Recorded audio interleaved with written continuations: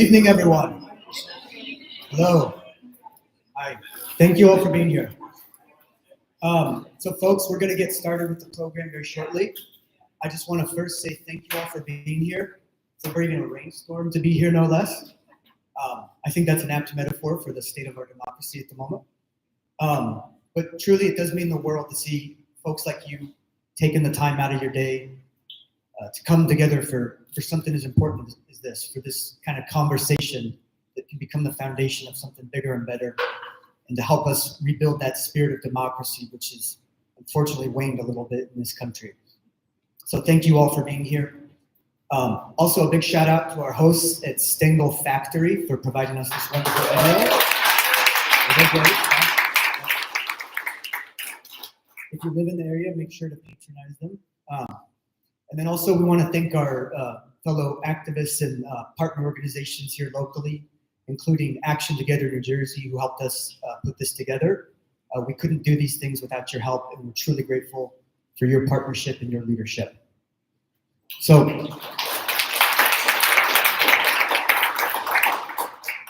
with that said, let's just remember that tonight is about more than conversation. It's about connection. It's about rebuilding faith in one another and in our civic process, in our democracy, and letting this become more than just a standalone event, but the start of something that can build and grow and restore something that has been lost in this country, and that spirit of democracy, which I think that we are all fighting so hard to keep alive, and which I see reflected in each of your eyes. So thank you again for being here.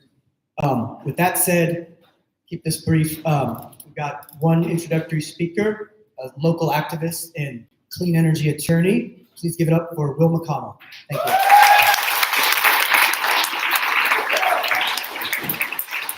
Is this good? Well, thank you, John. Thank you, Stengel. Thank you to the union, and thank you all for coming here, and happy Juneteenth.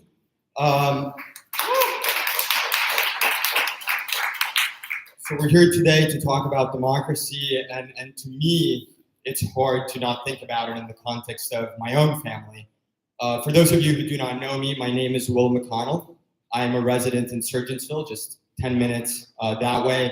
My family's from Fanwood in Union County on my dad's side, but from Italy on my mom's side. In the 1920s, Italy instituted laws that required people to be card-carrying members of the fascist party in order to be able to hold a job. And my great-grandfather, who was a railroad switch operator, refused to join the party out of a belief that no one could tell him what to think and how to feel. And for that reason, he was fired from his job, and my grandfather, at 10 years old, had to start working at a chemical factory to provide for his family. Some of his neighbors had it worse.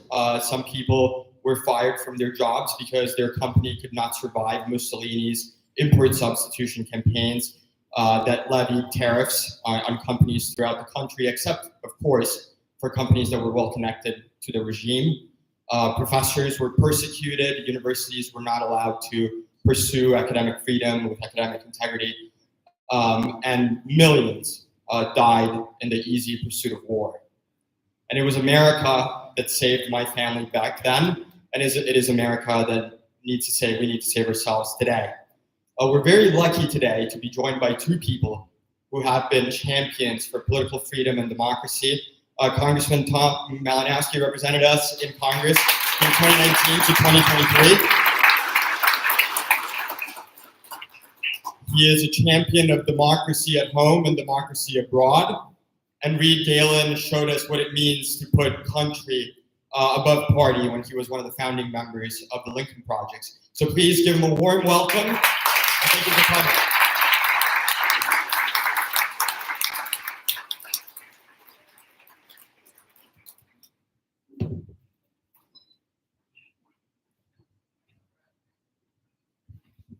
All right, well, Tom, I've been told you have to talk directly into the microphone. So I will talk directly into the microphone. Well, Tom, thanks for coming. Thank you. How are you, everybody? I live in the high desert of Utah, so I have not seen rain in like 4 months. So I have seen more rain in the last hour than I have in a long, long time. So thank you all for coming. Thanks for making it out. And Tom, thanks for joining me. So guys, we started the union just as a matter of introduction back in 2022 with the idea that the Lincoln Project had a very wide reach, a lot of people on social media, and how could we apply that to the grassroots? And it was an incredible thing that Jacqueline Westman, our executive director, we basically gave her $25,000 on a website. And in the course of a couple of years, so many of our volunteers, including John Reed, who introduced both of us, who forgot to introduce himself, but John's our local guy. Over 100 partner organizations, 4,000 volunteer opportunities at any given moment, sort of the hub for a whole bunch of spokes of people doing the good work out there. All of these organizations, underfunded, understaffed, overperforming, they are democracy in action, just like you all here coming tonight. You took time out of your week, you took time out of your evening, you could be anywhere else, and you've chosen to be here with us tonight. This is the beginning. And let me be very clear, and Tom can probably speak to this too. We are at the beginning, everybody.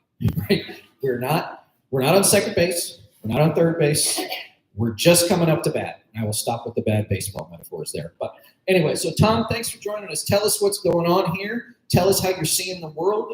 If you don't know Tom has not only been a member of Congress, but I think most of them do know. Okay. Well, then I won't then you know what? I'm not going to If I do introduce him, say and that. you can just try and figure out who he is. Okay?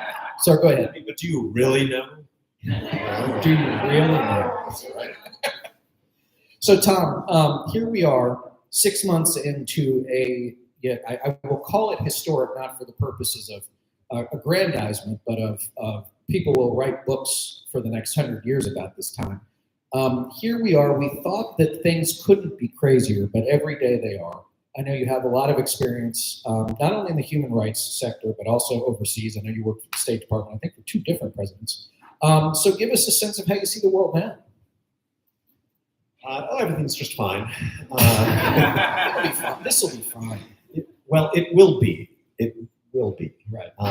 We were just talking about this back there, and I was sharing with Reed my favorite current quote from a great American, and it's not from George Washington or Thomas Jefferson or Abe Lincoln. It's from Will Smith, from a really bad movie that he made a few years ago called After Earth, in which he plays a father of a boy who's actually his son in real life, the actor, who's stranded on a planet full of monsters and dangers, and he's trying to guide his son to a place of safety.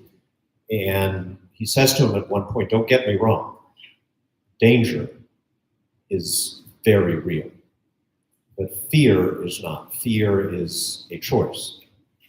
And I think that kind of sums up for me the situation we're in. This is a very dangerous moment for American democracy, for the world, because the world depends on America to be healthy, to be a good, strong leader and example.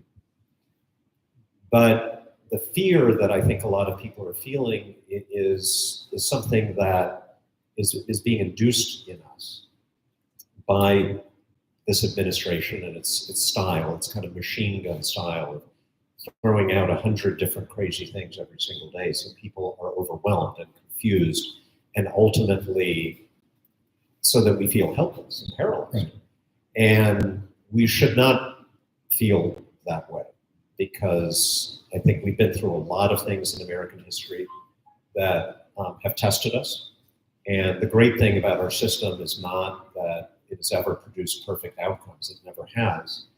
But it does give us an opportunity that very few other people around the world have to fix things when they get broken. And it just requires us to keep coming out and keep working hard. As much as we might like to forget about politics and civic activism and our civic duty, we have to do those things for the rest of our lives.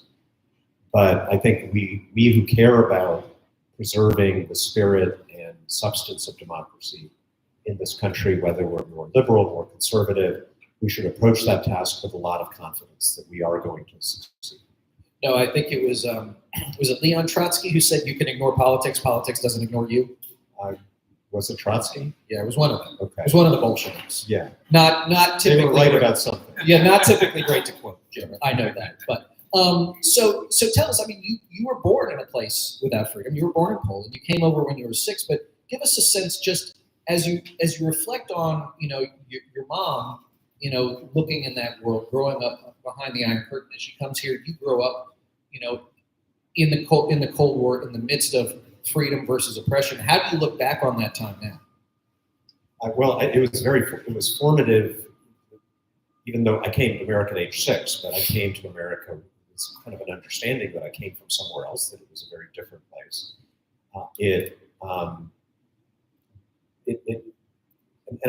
We go back to Poland quite a bit in the days when it was still a communist country. One of the great experiences of my teenage years was going to Poland in 1981, which was the year of the Solidarity uprising, and my birth father, who was in Poland still then, was a documentary filmmaker. He was making a movie about solidarity, and he took me to the shipyard in Gdańsk, and we met Lech Wałęsa. I still have the little Polaroid snapshot that we took that he autographed that I've treasured all these years. And so, I grew up American. I grew up in New Jersey. I grew up in a Democratic Party household, but I always had this kind of old-fashioned patriotic sense that America was exceptional, that it meant something to people around the world. The meaning of the oath of citizenship was something that was powerful for me at age 10 when I took that oath, and it stuck with me in later years when I realized that the words that I spoke when I took that oath are basically the same words that the President of the United States speaks when he takes the oath of office, the same words that I spoke when I took the oath of office as a member of Congress. And we just had one of the No Kings rallies that I spoke at in Morristown, New Jersey. I don't know if anybody here was there, but at the end of my remarks, I told everybody, "You're not getting away with just words of encouragement. I'm going to swear you in." And we had 4,000 people take the oath of office for the office of citizen of the United States. That's great. And that comes from my childhood. Very cool. Yeah, because if you're born here, you don't have to do anything. It's your God-given American right to do nothing if you don't want to. Yeah, immigrants choose this country, right? Which is one reason I have a Ronald Reagan-style belief in immigration. Right. That it's something that renews and reinvigorates each wave of immigrants and refugees. Renew and reinvigorate the country, because these are people who choose America and often take great risks to come here, leaving their entire lives behind, which is a very scary thing to do, to succeed here, because there's something about America that is not just our wealth, a lot of wealthy countries. It's more of it's our democracy, it's our rule of law, it's the sense of fairness and equality that they want to embrace. And so the idea that we are now demonizing, we have a president who is demonizing that and suggesting that that is bad for the country, is particularly painful to me to watch. So if you want to, I'm sure you can find it on YouTube. There is a 1980 Republican primary debate between Ronald Reagan and George H.W. Bush. And I think it was maybe in Houston, where they are trying to out-immigration one another. Really, I mean, if you look at it, you will think that the world is upside down, that you somehow live in some, and maybe that is a world that doesn't exist anymore. Probably doesn't. But that's, look, I mean, my Republican Party, right? I worked for both George W. Bush and John McCain. And I remember in 2007, working for Senator McCain, and he and the president and Senator Kennedy. I mean, think about those three names in the same breath.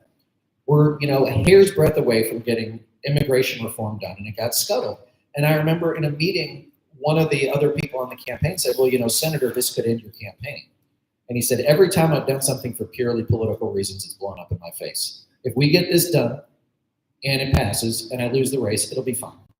Everything will be fine."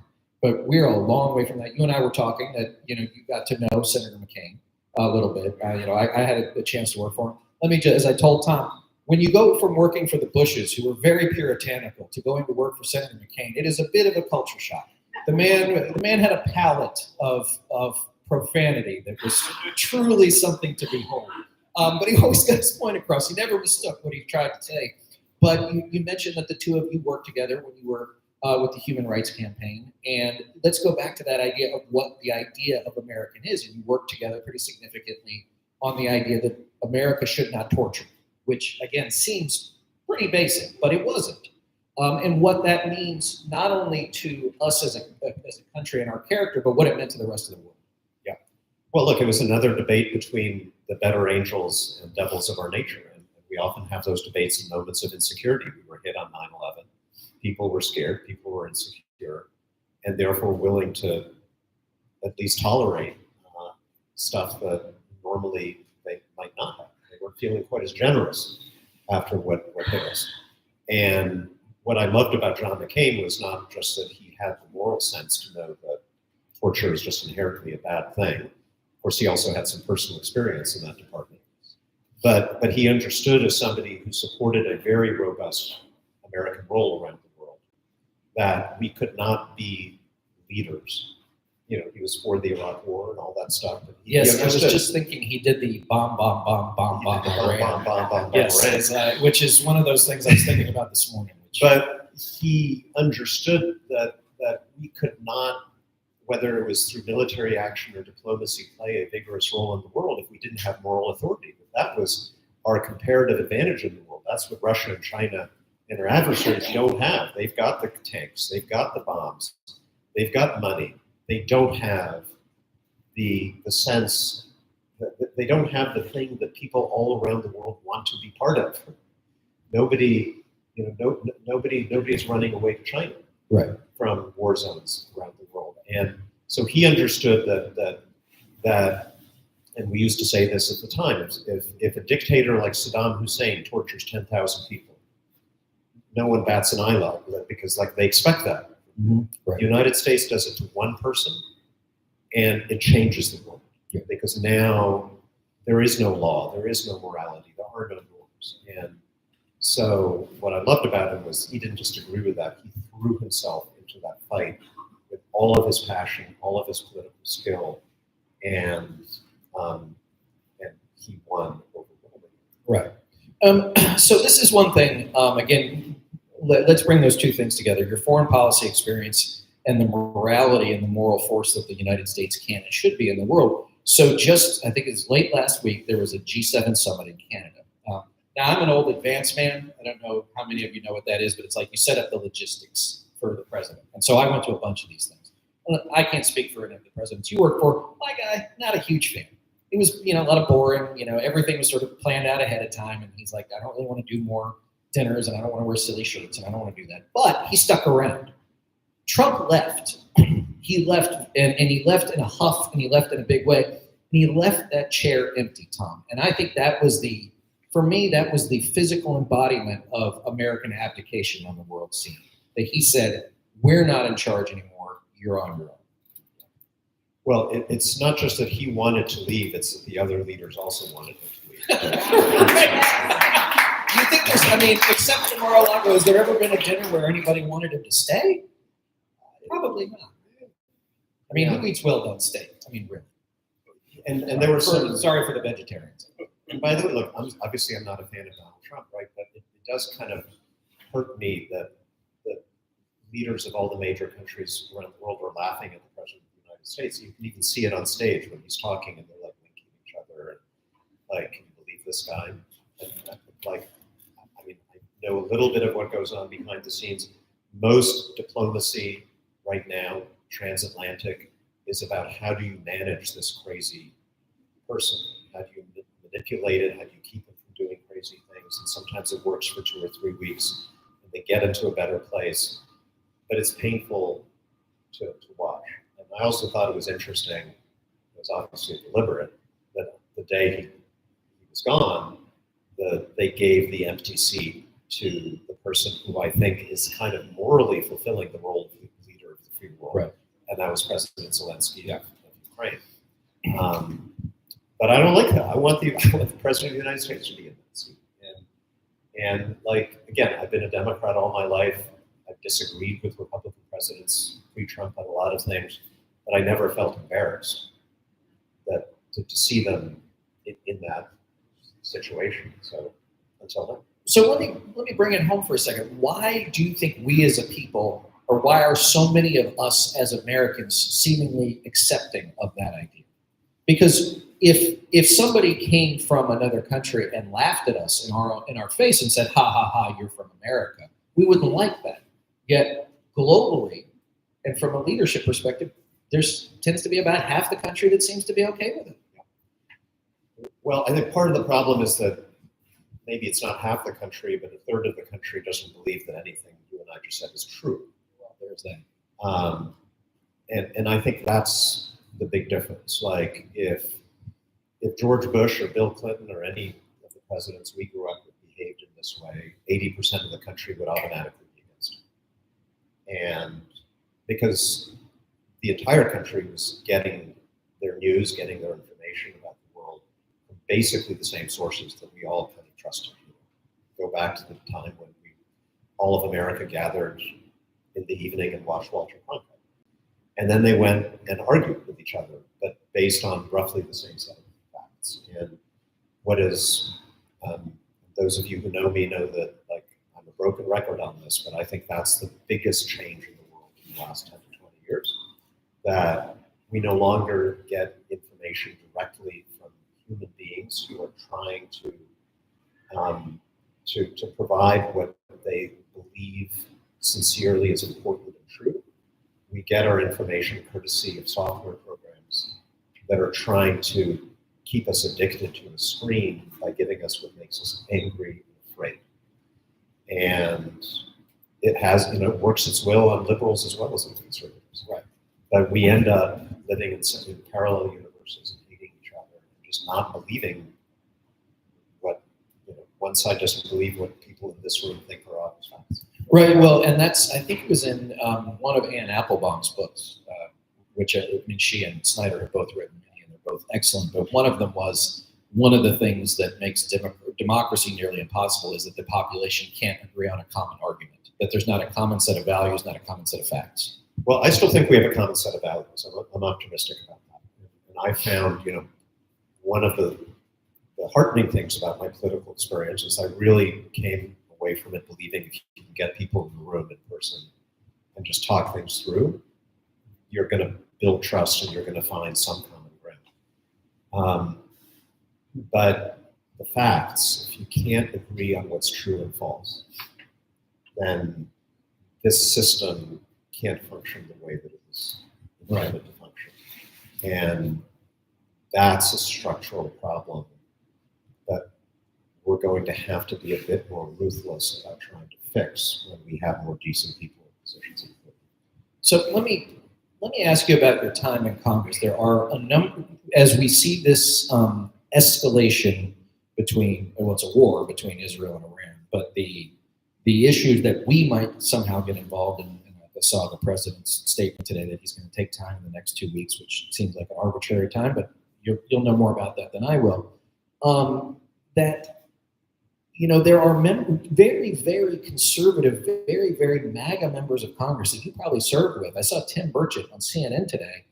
Now, I don't really like him for any reason, but he's the one who said, maybe we shouldn't be fighting on three fronts, Ukraine, worried about China, and then getting into another war in the Middle East. That doesn't seem like a good idea to me. Now, Tom, when I agree with Tim Burchett about anything, again, I feel like maybe I've been deprived of oxygen. So Tim Burchett is a very conservative Republican from Tennessee. One of our congressional baseball games, I asked him, Tim, why are you wearing number 435 on your uniform?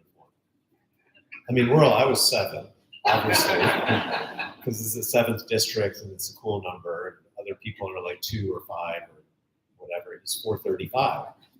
And he says, because I'm the 435th most effective member of Congress. Look, I appreciate his He's self-awareness. got a sense of humor. And he would walk up to me my last year when I was in a tough re-election fight. He'd walk up to me on the floor every few days and say, Tom, I'm praying for you. And he meant it. So again, like this, like one-on-one values. But to your point, I think, yeah, there's interesting stuff. There's an interesting debate about this within the MAGA Republican Party, and it's really, I think, a debate between people who have an opinion about what we should do in Iran and elsewhere in the world, and people who believe you're not allowed to have an opinion. You just let the man decide and fall into line. And if he goes to war, it's the greatest, he's the strongest president we've ever had. And if he decides not to go to war, then he's the wisest president we've ever had.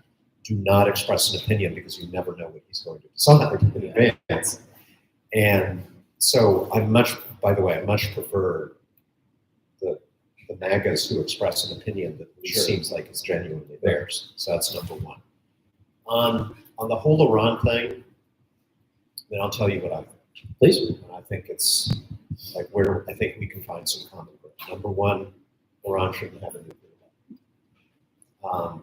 And most Democrats, Republicans on the Hill. They don't have a good track record with their neighbors or the rest of the world. No, they don't. I don't want to see more. And I should say that about the regime. Yeah, exactly. But the question is, what's the best way to get there?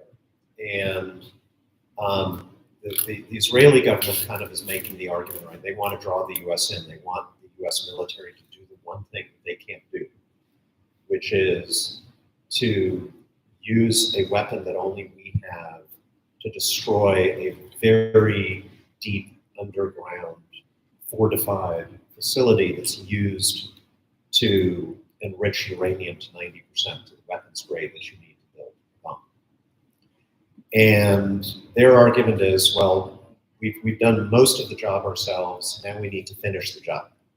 We need to eliminate Iran's nuclear program completely. And my problem with that argument is that I don't think you can finish the job or eliminate it by military force. We can potentially destroy that site, right? But then Iran rebuilds it. So what you achieve through military force is you set them back maybe a year. There are only two ways to permanently, or at least on an enduring basis, solve the problem. Number one is get a different government in Iran, which I'd love to see, because it's cruel and repressive and evil, and most Iranians would like to see a different government. But we're not going to get a new government by bombing Iran, because when you bomb a country, people don't rise up. Right. They rally to the flag. Down. And they rally to the flag. And sometimes they rally to the flag, right? But this notion that if you bomb them, they're going to rise up against it's just crazy. That's not the way. I've seen lots of revolutions around the world. It's just not the way it works. So there's only one other way, and it seems a little bit softer than blowing things up. But actually, inspections are much more powerful than explosions in a situation like this. Our big bunker buster bomb may or may not be able to penetrate that facility. But if you get a diplomatic agreement in which Iran concedes that they're going to allow all these international inspectors back with cameras, those inspectors get to walk in, and they get to put cameras in there that have 24/7 feeds. And then we know everything that's happening in the country in real time. And if they cheat anywhere, because you'd have unlimited access, then the international community has time to decide what do we do about it, including potentially military force.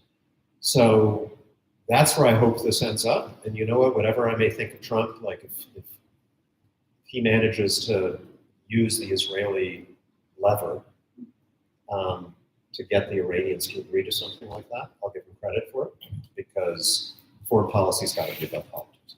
So how do you, if you're looking at this as a foreign policy expert, which you are, how is it, first of all, do you think that Netanyahu told Trump he was going to do this before he did it? I think that he, or were the planes already taking off? He told Trump he wanted to do it. Yeah. And look, we have pretty good intelligence. Yeah. Now, of course, Trump doesn't listen to his intelligence people. No, he needs big pictures. And he's fired the ones who tell him the truth. There's right. a whole problem there. But no, I think the White House would have known that this was coming. Mm-hmm.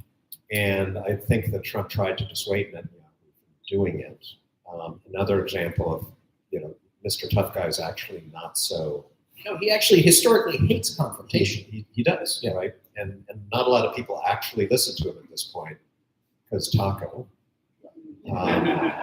What happens? What's Taco, everybody? Trump always chickens out. And sometimes we want him to chicken out. Right.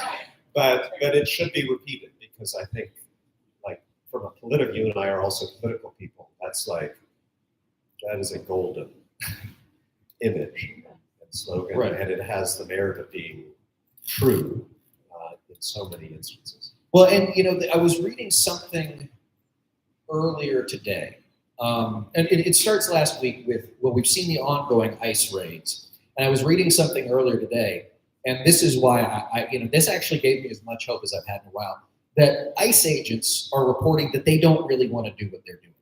They don't like this. They don't like wearing masks. They don't like pulling people. Now, look, there's always going to be some percentage of them that are willing to do it, but there are rank and file members of the agency that this is not how they want to operate. They understand their job. I don't think they're opposed to their job. I think they're opposed to the methods they're seeing. But I've always thought, I thought you talk about Taco. I feel like Stephen Miller is the guy who's like, he's the only guy inside the White House who like really passionately feels like this, because Trump's like, well, you know what? I'm going to back off of ag. I'm going to back off of hospitality. I'm going to back off of meatpacking because those industries can't exist without it. So he says that, and then he goes, oh, never mind, because Miller got to him, to your point earlier, right? Which is, he'll agree with anybody because he doesn't want to say no. But that also is a very important lever for those of us who are trying to at least blunt or slow it, which is putting pressure on does matter. And it doesn't always have to be at his level. It can be at those levels of the Tim Burchett, too. Yeah, look, there are a lot of ways to win against this guy. Obviously, he's losing in court like no one's ever lost before in American history, and that's across the board.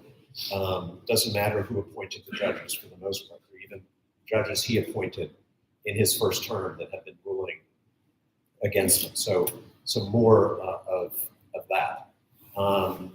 He, on the tariffs, and it's still going to be awful in ways that are bad for the American economy, but also bad for Trump. We can talk about that in a bit. But you could see the moment countries around the world stood up to him, he backed down. Not all the way, because we still have 10% on most countries, which is significant for the economy. But he got no concessions. He's going around saying he got a trade deal with China. You know what the trade deal with China was? The trade deal was, if I stop punching you, you'll stop punching me back. But none of the underlying issues that he wanted to solve have been addressed. And the Chinese know now that he's a pushover. Yeah. That they don't actually have to do any of those things. And they're like, listen, if you want to build a $3,000 iPhone that doesn't really work because you guys don't make any of that stuff, have at it. Yes. Please have it. And we're happy to buy agricultural products from Brazil. Right. So, and like with the law firms, Trump, somebody was, I saw it reported Trump was telling people, actually publicly was telling people, he was surprised that some of those law firms that caved. Like, they didn't need to do that. I mean, he was like amazed that he was able to frighten a few people who should have known better, who are actually powerful people in this country to do that. Every law firm that stood up to him is doing just fine. In fact, I think at the end of the day, they're going to do better because you're going to see principled law partners leaving the firms that were cowards and going to the firms that weren't. Well, I mean, we should draw confidence from that. I mean, listen, if you have to engage the services of an attorney, right, which unfortunately I have on too many occasions, you don't want your attorney being the guy or gal who've been like, when the first sign of a fight came, they went running. Yeah. Right? That's not what you want for your lawyer. Yeah. Microsoft, by the way, dropped one of these firms as a client. I forget which one. But that has always been, if you go back and you read Mary Trump, his niece's first book, the reason why I've had a pretty clear idea, she really lays out very simply, which was he started acting like a crazy person in kindergarten and doing the thing that made everybody stop and stare. And they got out of his way. And nobody ever said, Donald, it's enough, right? His dad wasn't around. His mom didn't love him, right? And so he just kept doing it. And what he learned throughout the years, all the way up to being 80 and president of the United States, was if he does crazy stuff, for the most part, people back away because they've never seen it. They don't know what to do. But to your point, I think it surprises him too. He's like, wait a second. I wasn't serious. They just backed up. So we keep standing up to it. We win these court cases. I wish there was more could come out of the U.S. Congress, but even there are some things that could be positive. Watch some of the votes on impoundment. And explain, I don't know what impoundment means. So I'm a state school guy. What? For all of us state school people. My dad worked on the Hill. Hey, there's my state school guy. So this has become one of my favorite laws, the Impoundment Control Act. So back in the Constitution is pretty clear. Congress passes the budget. Congress says you got to spend $500 on coffee mugs. And so the executive branch then has to spend $500 on coffee mugs. It can decide the design of the coffee mug and the size of the coffee mug and maybe how it's used, but you got to spend $500 on coffee mugs. And this was pretty much unquestioned for most of American history until Richard Nixon tried to challenge it. And Congress responded by passing legislation that defined more clearly the very limited circumstances under which a president might not have to spend money that Congress allocated. And basically, if he doesn't want to spend the money, he's got to go back to the Congress with what's known as a rescission request. So you want to cut USAID in the middle of the fiscal year, you've got to go back to Congress and ask them to approve it. And it's only allowed if both houses then vote to approve it. And for the most part, Trump ignored this law, but he finally decided to test it and submitted a request which did pass the House of Representatives, in part because 4 Democrats were absent that day, which pisses me off. Not the ones who passed away, but 4 were absent. Because we had several Republicans vote with us. But it doesn't seem to be going anywhere in the Senate. And unless it passes both houses, that is a giant statement that your cuts, even the ones you chose to present to us that you thought were low-hanging fruit, are illegal. And if I can wonk out a little bit more, please, wonk away. There's an independent agency called the General Accounting Office, which reports to the Congress. It's run by someone who has the title of Comptroller General of the United States. And under this same law, if the president doesn't ask permission to make cuts in the middle of the fiscal year, the Comptroller General, or GAO, gets to report him to the Congress and say he's not doing what the law requires. And if the Comptroller General does that, that also triggers the same process where Congress has 45 days to either approve the cuts or they're illegal. And in the last 3 or 4 weeks, the GAO has started filing these reports for individual things that Musk with his chainsaw sawed off. And if Congress doesn't approve those cuts, then it is plain and absolutely clear that Trump is existing in an illegal state, and anyone who sues to get that money will get the money. So I think that's what that kind of operation might have led to his first impeachment, right? He wouldn't release the money That was an impoundment for DOD, yeah, for Ukraine aid. So legally, what happened was Congress approved money to support military aid to Ukraine, anti-tank weapons chiefly. He withheld the weapons. For the perfect phone call. For the perfect phone call, because he was extorting a favor from Zelensky. And he didn't spend the money. And actually, the GAO did make that determination rather late in the process. I think it was actually after we had the impeachment vote. In this case, they are still a little slower than I would like, because as you pointed out, with a guy like Trump, the system is just isn't, they've never had this before. And the Ukraine impoundment was one thing, and this is 10,592 things. But they are starting to respond, and it's putting Republican members of Congress on the spot where, okay, you can cheer it when it's Donald, when it's Musk, and somebody else is taking the heat for these cuts. But now, like, veterans in your district are complaining because they've cut 80,000 people from the VA. And what happens if the GAO, which will happen eventually, comes to them and says, those veterans cuts, he wasn't allowed to do that. And now you have to vote to approve them or to disapprove them. Which is I probably, like that. I want more of that to happen. let me, we're going to take questions in just a second. I want to ask one question though, that when Trump has exited the stage, do you think your former colleagues in the Article 1 branch, Republican and Democratic alike, will say, we're never going to let a president do that again? Well, that we're never going to just back off. I remember a story of when President Bush was nominating somebody to the court. And they said, okay, yeah, we'll just go ahead and announce it.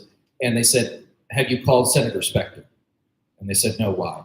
Because if you don't call Senator Specter, I promise you, no one you ever want approved will ever get approved again, right? Do you think that Capitol Hill will re-find its place constitutionally in a post-Trump world? Well, I hope so, and I think it's possible, but I'm not certain, because a lot of that revolves around what happens to the MAGA movement. And is it so Trump-centric that when he leaves the stage, things begin to feel a bit more normal? Or does something similar take its place? I want to think that it's the former, but there's also been turnover within the ranks of the Republicans in Congress, where you've got more people elected to do this thing, right, than the people who, there's still a cohort of older Republicans who hate this thing, but they go along with it. And those people, I think, would snap back. But there's some newer people who are this thing. Right. So as our president likes to see, we'll see what happens. We'll see what happens. All right, we'd love to take some questions. Yes, sir, right here. So my question is regarding the values and the agenda of the union. Because I see on the banner, show up, organize, rebuild. I don't know how that differs from the current Democratic Party. And the concern is that, as I learned in the past about the Lincoln Project, that are Republicans who like to see the MAGA movement leave. But even when the MAGA movement leaves, you're still Republican. And those values differ from the Democratic Party on major issues like abortion, Medicare, gay and lesbian rights. So my question is, what's the difference if we get rid of the MAGA movement and the Republican Party still holds those same values that the Democratic Party disagrees with? Well, one, I haven't been a Republican in 10 years, and I'm never going back. And my guess is, just for me personally, my personal evolution has probably brought me a lot closer to Tom, right? And probably a lot of you. But that was, that was a personal journey. One that, like, there were a lot of things that, like, when I grew up, right? My dad was a Republican on Capitol Hill, right? He called himself a Trotskyite Republican, right? Like, we were sort of as left-leaning Republicans as we could be, but that was a thing in the 80s, right? I went to a very hoity-toity private school in Dallas, and I wrote 2 op-eds as the editor-in-chief of the newspaper. One is, like, racism is bad, which got me in trouble. The one that got me in a lot of trouble is you don't need guns, you hicks. And that got me in a lot of trouble. They got me in a lot more trouble than the first one. I couldn't say that in Hunterdon County. No, so you be could careful. not, but I can, because you can. I live in Utah. They give you guns when you turn 18. But what I would say is this, is that, one, we are not a partisan organization. Like, I am not, under any circumstance personally or we organizationally, waiting for the end of MAGA. Like, that's not what we're doing. When the time comes, right, next year, not only will we support Democratic candidates, we are actively recruiting candidates to run in state and local elections next year as Democrats or independents if we can't find a Democrat. Because in 2024, 71% of races in this country, up and down the ballot, went unopposed. In 3/4 of those, it was the Democrats who didn't put somebody up. We cannot have that. We cannot have that. So am I going to be a Democrat? Hell, I don't know. But I'll tell you this, like, this is the team. This is the team that I'm with. You know why? Because the option is they're never coming back. Like, maybe when Trump goes, there will be some sort of, moderation. But the truth is, as Tom noted, the poison is soaked in, right? Like, I mean, just look at most of the old Confederacy or most of the Mountain West where I live. I mean, the legislature in Utah just got rid of all of the coverage for spousal and child abuse. They zeroed it out of the budget. Like, to me, that is not a family value. That is not fair. There's nothing that does but hurt people, right? I mean, for Christ's sakes, I'm probably a social democrat at this point. I'm not even kidding, right? Again, I was never a very good Republican. So to your concern, like, we are not a Republican organization, right? The Lincoln guys can do whatever they're going to do, right? I'm not going back. We organizationally are not going back. But what we have found in this time is being nonpartisan is a heck of a lot bigger door than saying we're just Democrats or we're former Republicans, right? I don't care where you come from. I don't care what you do. I want you to be here because we got to show up. Okay, you've done that. Now we got to organize, right? What are the next things we have to do? Why is that different than the Democratic Party? With all due respect, Tom, because in most places I went last year, there was no Democratic organization. The field is fallow, right? In the last 10 years, the Democratic Party has gone from a plus 13 voter registration advantage in key electoral college states to 2 points down. That's not okay. I've been in politics all my life. That's just neglect. See, but the point is that you show up and organize and rebuild, but you have to do it on the basis of some set of values. Just showing up and organizing and rebuilding on the basis of what? I mean, Okay. I'm a lifelong Democrat. I believe in the values of the Democratic Party. That's what I show up for. That's what I organize for. That's what I rebuild for. Right. And that's what my politics are. Again, I don't know.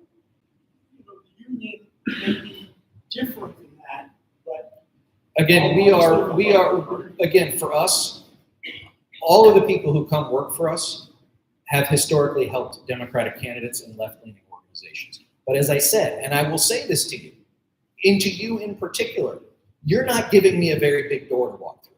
You're telling me, agree with what I agree with, or I don't want you. And that's gotten Democrats in a lot of trouble. That has gotten Democrats in a lot of trouble, and that is not a growth strategy. Yeah, I 100% agree with that. Look, I'd love to be in a situation in America in 10 years where we've got a healthy conservative party that disagrees with you and me on how much money we should spend on healthcare. And that's the argument that we're having. Because we can survive in a country if people with more progressive values like you and me lose some of the time. We lose some elections if we don't win on every single issue. We can't survive as a country if we don't have democracy, if we don't have rule of law, if we don't have an independent judiciary, if people can't agree on what's true and what's false. And what I'm a big believer in the biggest possible tent, the biggest possible alliance around those values, so that we can get back to a point where we can have arguments that are less dangerous than the one that we're having right now. Right. Yes, ma'am.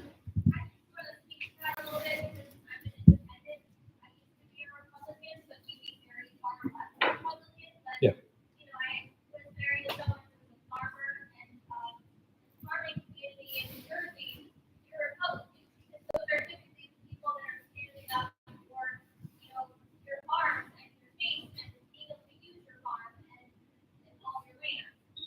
So like those things are still very important to me, but I actually found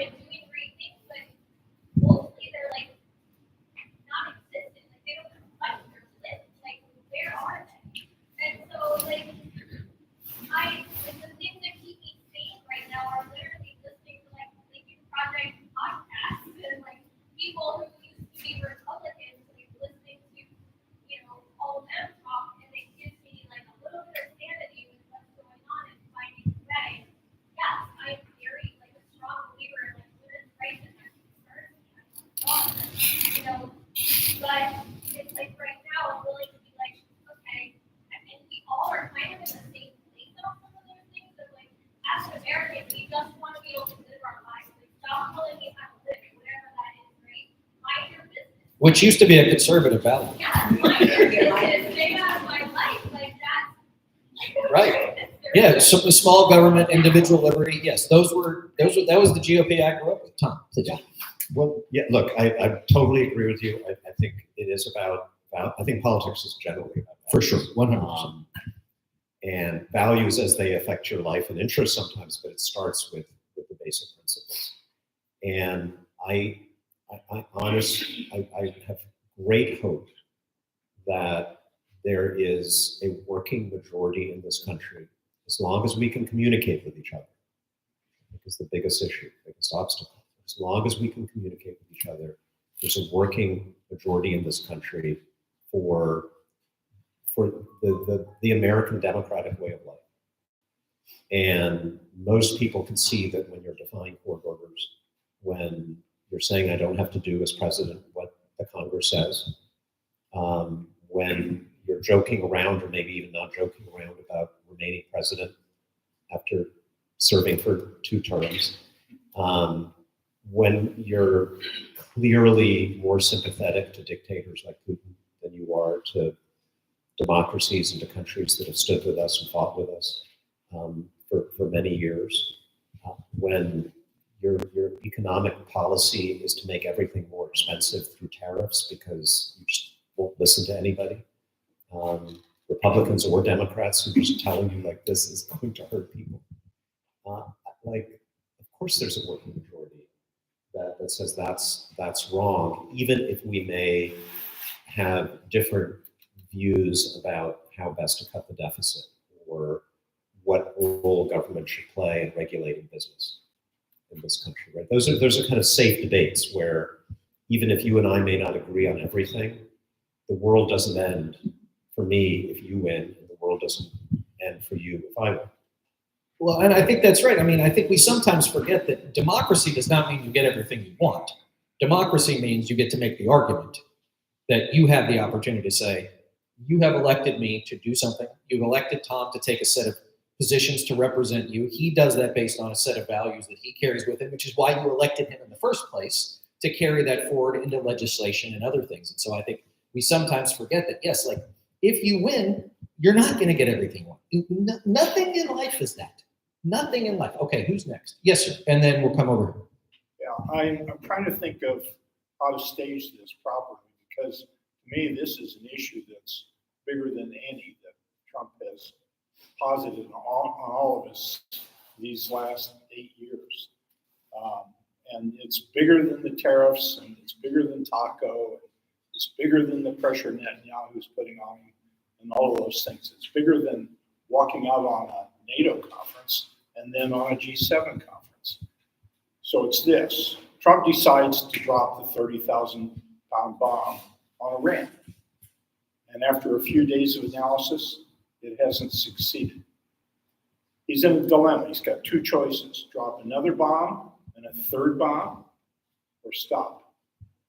What's the reaction of the rest of the world? And how much pressure will come down on him for that?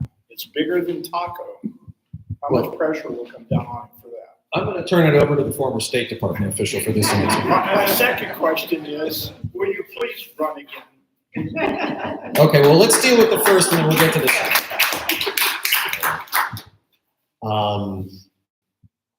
So it's very rude of you to ask what happens the day after. Yeah. Come on. I said a few days later. A few days later. Like, what, you want us to plan? You want us to think about the contingencies? Yes. These people, sorry. Really the nerve. Or even scenario development, which you're very good at. Right. Yeah. Look, I think there is some debate about whether this weapon will have its intended effect. And the reality is we don't know. And I actually sense, like, from what Trump has been saying the last few days, like, to the extent there are crazier and less crazy people in his administration on this, I think he tends to be I think he's listening to slightly less crazy people, and they are actually asking the question that you just asked, which is why he hasn't done it. I worry that there is a mismatch between what the U.S. national interest and objective is here and what the Israeli national interest and objective is here. Our national interest is, most of us agree, that it would be very bad for this regime to have nuclear weapons, and we should do what we can to stop that. Obviously, the Israelis feel just as strongly about that, but I think that under this prime minister, they're beginning to have more of a messianic sense that they can transform the Middle East in more fundamental ways through force. They were successful in taking out Hezbollah in Lebanon. Great, I'm all for that. That had the secondary and wonderful effect of allowing the Syrian people to overthrow the Assad dictatorship, because Hezbollah was propping up Assad. Iran is much different, much more difficult. It's a much larger country. The regime is opposed by many people, but it's more embedded in the society of Iran, unfortunately. And so if that's what they're after, it's going to be hard, it's going to be dangerous, and there will be unpredictable consequences. And when bad things happen to our allies in the Middle East, whether it's Israel, the Gulf countries, who do you think they come to ask for help? They say, well, we messed something up, Uncle Sam. You need to help us now. And then what do you do? By the way, I think the war in Ukraine is the existential struggle in the world right now, more than this. And this administration has already pulled air defense systems anti-drone defense systems out of Ukraine to go to the Middle East because of this crisis, which I think is horrible and unconscionable. I think the existential crisis of the challenge of the future is probably China. And this is not helping us in terms of increasing our attention and the resources that we're committing to the Indo-Pacific region, to our allies there. Yeah, we've moved a carrier out of there. We moved a carrier out of there. So China's looking at this. And, they don't love this, but they do love to see the United States bogged down in the Middle East. So As they enjoy Iranian oil. as they enjoy, which they will get from whoever runs it, by the way, because they'll pay for it. It'll be sold. So I do have all those concerns. Oh, you did have a second question. Whether or not you're going to run again. Take a deep breath. Well, I did answer this question publicly a couple of days ago, so I have no reason to be coy with you. What I said is that if Congresswoman Cheryl wins the governor's race, then I will run in the special election to fill the vacancy in her seat.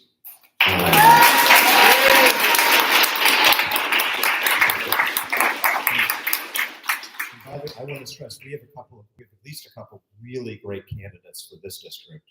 CD7, I do not want to get in their way because I think they're actually incredibly well engineered to win this very difficult district.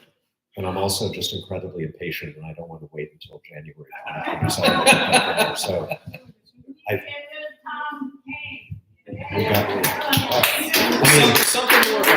it's hard to get rid of someone who's not really there, but yes. Yes, ma'am, and then sir, after you. Yes, please go ahead. Bill Clinton recently sounded the alarm that he didn't think the court was going to hold up long enough, that the weight being put on the courts might be too much to withstand. But you're optimistic about, putting that weight on the courts. Do you think that in some ways it could be a false security? We can't put all of our cards into any one play.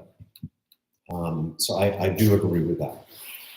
But I come back to my Will Smith line about how the danger is real, but fear is a choice. We should try to avoid fear.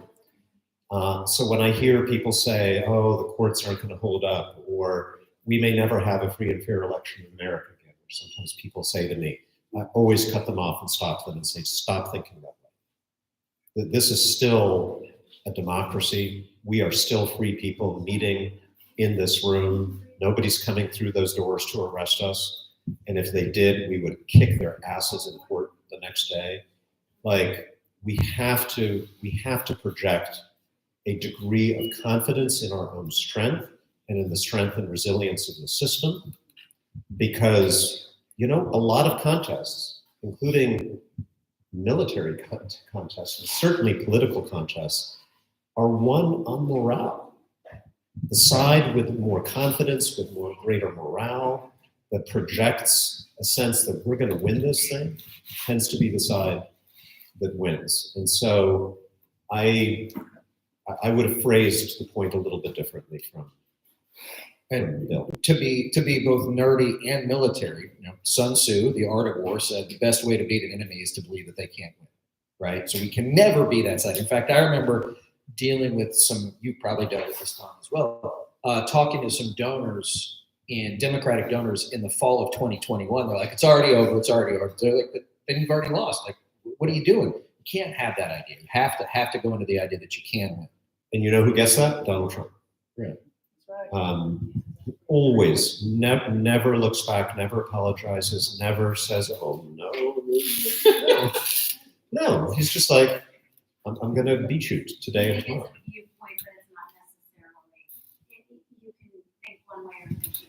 Well, again, the danger is real. Like, we can't be complacent about the risks. The system is under tremendous pressure right now. And there are people getting hurt. So I don't want to downplay that, including people who are getting arrested by ICE, who have no business being detained, who are family people, who have jobs and businesses. The manager of the restaurant, I think the one next door right now, is in ICE, in ICE detention. And a lot of us have been working on that case. So look, there's real harm being done. Our farmers are going to get hurt by tariffs. No question about it. A lot of small businesses are going to get hurt. But what the line that I want to draw is, do not go through your day believing that what's good about America is lost, that we're now in some kind of dictatorship or fascism is winning, because that's exactly how they want you to feel. And I'm interested in winning. And therefore, we have to have the right attitude. Right. For my Democratic friends, big D Democratic friends, when you're a young Republican operative, you know what they teach you? Like Al Davis, just win, baby. That's it. That is the only thing that matters. Now, I'd like to say that when I was younger, we never took it to the Donald Trump lengths, but we never shied away from a fight. And you know who else didn't? The likes of Bill Clinton, right? Clinton was never afraid to, throw a punch. Neither was Obama, frankly. Think about Harry Reid or Nancy Pelosi. There are plenty of examples. Now, I do want to say, yes, sir, we'll get to you. I got one more and then but there's a couple of things I want to say. One is, there was another, does anybody know who Jim Stockdale is? Okay. Aside from the Saturday Night Live skit with him in it, right? So Jim Stockdale was, most people would remember him, if you remember him well, as Ross Perot's vice presidential nominee in 1992. Who am I and why am I here? Right. What most people don't know is that this man served in the Navy. He was a 3-star admiral and spent 8 years in the Hanoi Hilton, right, as a POW. And the thing that he came up with while he was in prison was what they call Stockdale's paradox. You must 100% understand the reality of your situation. You must never shy away with it. But you must pair that with an undying belief that you will ultimately prevail, right? And I feel like if Admiral Stockdale can get through 8 years in the Hanoi Hilton with that simple idea, I feel like we probably can too. Right. All right. Yes, sir. Throw this idea out. To me, with the way politics is now, I feel like I don't believe in ideology, because I feel like people in the Supreme Court will be originalists and what's that? It'll be true to the Constitution, or David Brooks will say he's a conservative and he talks about liberals, and I don't think if we look at philosophers, they're going to have an answer. This is human nature. So because of that, well, we need to be libertarians or whatever. So I don't know if you have any thoughts. Well, I mean, ideology is tough. I mean, and I think I think what you're describing and the way you're describing it, and frankly, with the sort of uncertainty I think is exactly right. Like ideology is messy, it's imperfect, it is the result of human brains for the most part, and it's absolutely fungible. It will change, it can change. I mean, and also remember that people use it for their own purposes. I mean, Antonin Scalia could have said he was an originalist, but he was anything but. He made up. I mean, think about this. We were talking about. I was talking to somebody who was we were talking earlier about Sandy Hook. Remember that a guy like Antonin Scalia recruited law school students to write journal entries about why there should be an expansive definition of the Second Amendment. When he got to the court and a case came up, he then pointed back to those articles to make his argument, right? He wasn't an originalist. He made it up as he went along. And a lot of this is ad hoc. A lot of this is people making it up as they go along. Ideology, I think, well, I'd love to get your opinion. You've actually served, you served not only in high positions of government, but you put your name on the ballot. Like, where does ideology fit? Exactly. It's not an easy answer. Well, I don't think, we were talking about the MAGA movement on Iran, where you've got some guys who do seem to have developed a philosophy and ideology, but then Donald Trump changes his mind all the time, and anybody who tries to hold to consistent principles on that side gets crushed. And so what they're learning is don't do that. Our ideology is this guy should have power. And that's what's most dangerous to me. Like, I respect people who genuinely hold to a deeply conservative ideology, right? Like William Buckley. So, Well, no, you know what? I didn't agree with him, but he would not have tolerated Donald Trump because he was truly conservative, right? He really believed in those ideals. Yeah, like this guy Massey, who's a little bit of a nut, libertarian.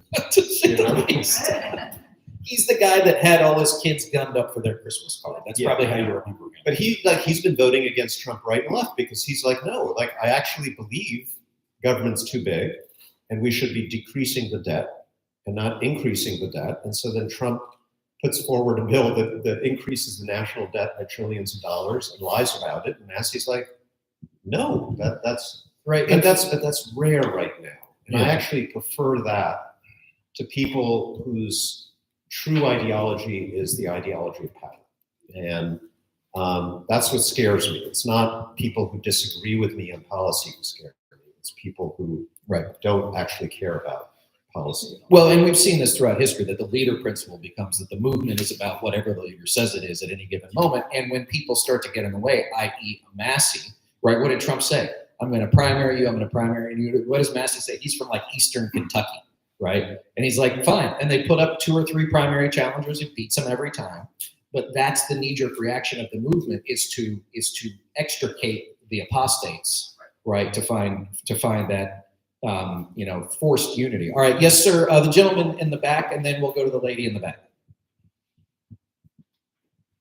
The idea of congressional oversight. So you watch the news and you see some of these Congress people that are asking experts questions. Pretty soon it's the image of an angry person and they're saying things, saying yes or no, right? And the person isn't saying yes or no, and then they're asking for protocol to shut them down. This is what we're actually seeing as the process of discussion in our governments. It's this display of the strong man, which is just another version of Donald Trump. And I think we're all trying to be very intelligent about what we're saying here, but when it actually gets down to the discussion, there's too much of this display, there's too much theatrics. I mean, why don't you let people speak their mind and then disagree or say, you never answered my question, and I think this means that you're not able to answer your question. I don't see enough of that. I don't see people allowing us to make up our minds. I see people telling us what somebody else thinks or somebody telling us what we should think. And I think that is something that didn't exist 20, 30, 40 years ago. Right. And I think that's part of the dysfunction of the conversation without politics. No, well, that's what Tom said that close to the top was that there was a time when there was a, we use Walter Cronkite as the sort of icon, right? You watch Walter Cronkite from 6 to 6:30. But I guess my point is, the idea of what's the sound of one hand clapping, it doesn't make a sound. A lot of philosophical issues tonight. And as soon as we become the same outrage. So what you're saying is don't match outrage with outrage? We're clenched in and doing the same thing, projecting. Right. And I just, Mikey Sherrill was questioning Hagestaff the other day. She did not do that. I was impressed by that. That's why she won the primary. Because she's not talking so much. She's waiting to speak her mind. She's speaking her mind and she's allowing people to draw them. Well, because letting Hexa talk is a good way of diminishing him. Look, I would also, one caveat, which is that we shouldn't romanticize the past too much. Like what you're describing, politics as theatrics, has always been with us to some extent. I was a young congressional staffer, Senate staffer right out of college in what we now look back to as the glory days of the Senate. All the senators then were walking around saying everything's gone to shit. 30 years ago was the glory days of the Senate, and that probably was true then too. But there have always been politicians who just want to play to the cameras and who are trying to create conflict to get their name out there. I think it's gotten worse, again, because of the technology, because of the changes in the media environment, where there's just like the desire for clicks and likes and engagement on social media it's almost addictive.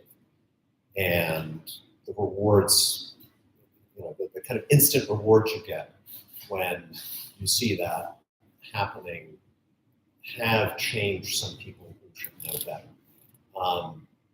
We were talking about Tim Burchett recently, and I tried to say some nice things about him because I put him in the category of like kind of a genuine conservative who believes in what he believes. The person in the House, the one person in the House with whom I could not make eye contact, I would not, on principle, much less shake her hand, was Elise Stefan. And like I would go have a beer with Burchett anytime. But this was somebody who in my first year in Congress would work with me and say, Trump is a disaster and it's horrible for national security. She was an old-fashioned Bush Republican. And extremely intelligent, thoughtful, and wanting to be independent until she said some things that made her a star on MAGA social media. And it became an addiction. And it fast-tracked her. And it fast-tracked her. And now, if we were to ever have fascism in America, she'd be in the High Council. For sure. Yes, last question, and then I want to introduce Megan. Yes, ma'am. Can you stand up for us so the rest of the folks? Thank you.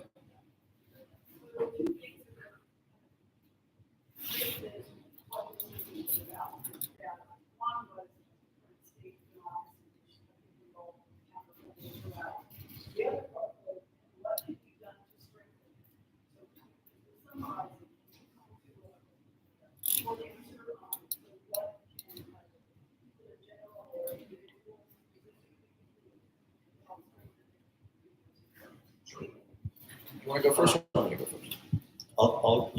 I'll start. First, just please, participation. We need all the old-fashioned traditional things to be on overdrive. We need rallies. The No King's Day stuff was fantastic because again, this is. We're all having an argument with the American people as an audience. And when our side comes out there and is principled and hopeful and positive and peaceful and has an attractive message, that's extremely powerful. And it's got to start like in local communities and build and build and build and build until we have 5 million people marching in Washington, D.C. next year. So please keep participating in that. Elections matter greatly. It's obvious that we need to be reminded of that. I know there are people here who knock on doors all the time. Please keep on doing that. Come out and volunteer for campaigns for candidates you like. We have local elections. We have county elections in Hunterdon County this year. The gubernatorial race is going to be the most important race in the country, the one in New Jersey this year, because it's the one the Republicans think, falsely, I think they can win, but they're going to pour millions of dollars into the state. Please participate in that. So that's kind of what we can do. I think when we have a chance again, we need our leaders to focus on some structural fixes. And for me, the most important thing, and I keep hammering on this, is the information system in big tech. And I tried to do it when I was in Congress, and we didn't do nearly enough.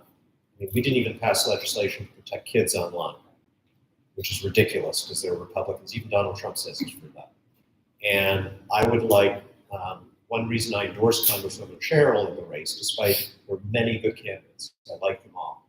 I endorsed her because she put out what I felt was the most comprehensive agenda I've seen from any candidate at any level in this country on how to take on big tech, to protect our kids, to protect our democracy. You can read it on her website. She published an op-ed on it. We're going to hold her to it. And if a bunch of states do that together, that compensates for Congress being frozen. And then, there are interesting things I think we can do to our electoral system, our party system. I like ranked choice voting. Something I like even more is something we've tried to do in New Jersey, and that's fusion voting. There's a case that's going to the New Jersey Supreme Court that would allow parties to cross-nominate, to forge alliances to nominate a single candidate. Which they have in New York. Which they have in New York. Yeah. In New York, for historical New York reasons, the minor parties tend to be on the left and the right. I think there is a strong desire in this country for a party in the middle. And the reason you don't have one is because in our current system, a party in the middle would just take votes away from the Democratic Party. But if a party in the middle could say, we will offer our endorsement to whichever major party candidate best hews to our values and will support the Constitution and rational economic policies and tell the truth and support the law and all of that, then it would be the Democrat now. Yeah. And if you're someone who hates Trump but isn't ready to join the Democratic Party, you could vote for that Democratic Party candidate under the flag of this moderate party. And feel more. Who could also nominate its own candidates if it wanted. If it wanted to, yes. Yeah. But in major races would probably forge alliance. Right. And by the way, that would also be healthy for the Democratic candidate, because now, let's say you won because of 5% that you got from this on this other line. Now you got to listen to those people. Right. So it would empower people in the middle in a way that right now they're not empowered because they only have those two choices. So, and there's a lot more I think we could do once we have the power to do things again. But first we have to focus on winning some elections and building a movement that can win an argument. So I've got a few things. So just on the big tech piece, what are the two industries that come to mind whose products are used by users? Big tech and what else? Drugs, right? They call us users, right? That's how they see us. I gave my phone away, thank God. But that's how they see us. And you're 100% right, which is if it's not going to happen at the federal level, then it's going to have to happen at the state level. We should invoke that 10th Amendment once in a while. Let me say the other part too about what you can do. So for us at the union, I like this expression because it makes it the easiest way to understand. Like if you're not a Republican anymore, you're an independent, you don't know, and you're Democrat, but we're an Airbnb for politics, right? Come hang out with us. You don't have to live with us forever, but you got a place to stay. Come hang out with us, right? Because here's the other part about what you can do. Not only are we focused on a lot of the things that Tom talked about in a purely political way, the other part that I saw after weeks on the road in Pennsylvania, Michigan, Wisconsin, and North Carolina, and everywhere else. There are so many people who have just completely disengaged from everything, right? They've disengaged from their communities. They've disengaged from their neighborhoods. We need to get people off the couch and off their phones. Look, we've got a few people who brought some food tonight. Volunteer at a food bank. Take a shift at the library. Coach a team, right? We have let our civic muscles atrophy. And, you know, again, to be nerdy for just a second, like Alexis de Tocqueville in the 1830s, what did he say was the most amazing part of America? It's voluntary associations. We got together for the greater good because it all made us better. And we have to get back to that idea. We have to get back to that idea that we are not just people that happen to live next door to each other, right? We are not we're not people that happen to share a zip code or a congressional district, that we are members of a community, we're members of a county, of a state, and ultimately a country, because that is what made us great, and that's what can help us out of this period, but it doesn't happen by itself. I heard there's a great presidential historian, her name is Alexis Coe, and she said something the other day to me when I was interviewing her. She said, the arc of history bends toward justice, but it doesn't do it by itself, right? You got to sort of jump on it to make it work. So with that, I just want to, Megan, stand up for a second. I want to introduce Megan. So Megan is new to the union. Where do you live? Blairstown. She lives in Blairstown. Megan is a PhD scientist, formerly of the agriculture department, working on environmental issues. But the reason why I wanted to introduce Megan is because Megan left. Rather than being silenced or being said, sit in that corner and don't do anything, she said, I want to make my voice heard. There are people like me who will not be silenced, who care about this government, who care about this country, and I'm not going to sit back and make me sit in a closet and not have any voice. So I just want to introduce everybody to Megan. So thank you for that, because the easy thing to do is say nothing. So, yeah, Megan, come on up. I'd just like to share a word too. Thank you. Yeah, I'm the lead climate change scientist for my agency at U.S. Department of Agriculture. And I just want to say, if you follow the news at all, everything that they say about traumatizing the federal workforce was true. I mean, I would say for the first month after the inauguration, I wasn't eating well. You know, I lost 10 pounds. I'm a slight woman to start with. I wasn't sleeping well. I was really disempowered and felt, as intended, traumatized. And one day they took all my work, all my scientific work off the internet, climate change related. And I made that decision that I was going to leave because I had to have a voice. And I was always interested in government and policy and serving as a civil servant. And I realized that what I didn't know was how to be part of the political movement and how to fight back and change. And so pretty much every day since then, I've been spending my time and coming out here to events and trying to understand, how do we take back our power? How do we take back our voice? How do we make sure that the world knows that the craziness of the breaking of the Constitution, I made an oath to the Constitution when I became a civil servant, and I had to decide that if I was going to be asked to do something illegal, I had to be willing to sacrifice my income. I had to make that personal sacrifice to do what was right, and I had to make that decision before I was asked, because I saw all around me that people were being asked to do illegal things, and I chose to not do that anymore. And I don't know exactly what's next. Well, thank you, Megan. So, listen, guys, Megan gave up everything to do this, right? As a matter of conscience. We're asking for some door knocks and some texts and some phone calls and some work in your community that I promise you will get more out of than whoever it is you're helping. But with that, I want to say thank you to Tom. Thank you so much for coming. Thank you all for coming.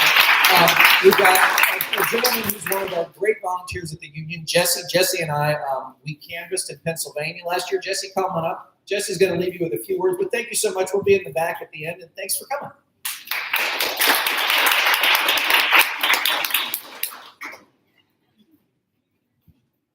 Before you guys step off the stage, let's give it up one more time for Reed and Tom.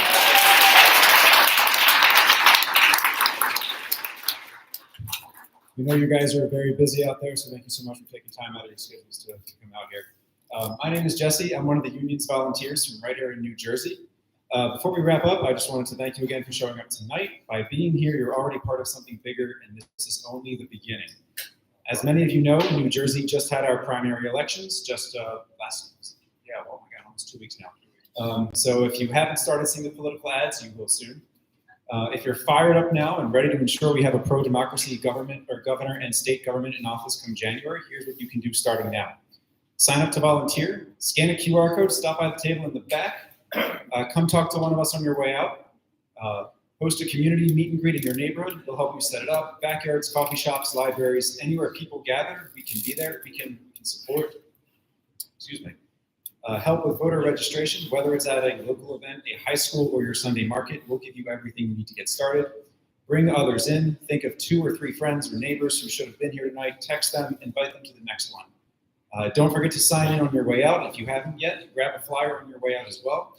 And if you can't afford it, please donate so we can keep hosting events like these. Find one of us in the back afterwards to find out how. Lastly, I want to reiterate one thing. By being here tonight, you're already part of something bigger. You've made the decision to serve a higher calling, to spend effort on something that serves a cause beyond your daily lives. You've chosen to believe in an ideal, which is something greater than yourselves, to do something in service of your fellow New Jerseyans. Absolutely give yourself some credit for being here tonight and give yourselves a round of applause.